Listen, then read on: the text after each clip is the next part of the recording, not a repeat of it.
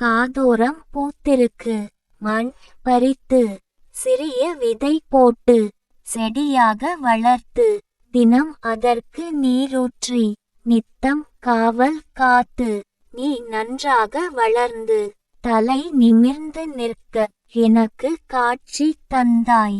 கண் குளிர மலர்ந்ததும் இரு கை தொட்டு பறித்து என் காதருகே உன்னை வைத்து அழகு பார்த்திடவே இத்தனை நாளாய் நான் உனக்காகவே தான் காத்திருந்தேன். அதனாலோ என்னவோ என் அழகுக்கு மேலும் நீ மெருகூட்டி என்னை பேரழகாக ஆக்கிவிட்டாய் பூவே என்னை அதற்காகவே வணங்குகிறேன். கவிஞர் ந. முருகேசன் ஓசூர்.